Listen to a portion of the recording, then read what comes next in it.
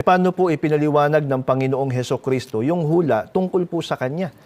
Ganito ang sagot sa atin, mga kaibigan, sa aklat ng Lucas. Sumasa akin ang Espiritu ng Panginoon, sapagkat ako'y pinahiran niya upang ipangaral ang mabubuting balita sa mga dukha.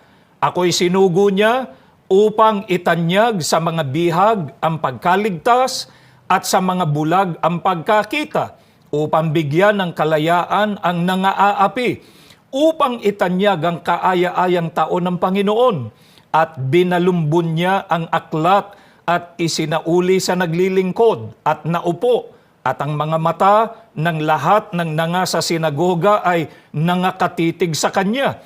At siya'y nagpasimulang magsabi sa kanila, "Ngayoy naganap ang kasulatang ito sa inyong mga pakinig." Mga kaibigan, ipinaliwanag po ng Panginoong Hesukristo na siya ang tinutukoy sa hula.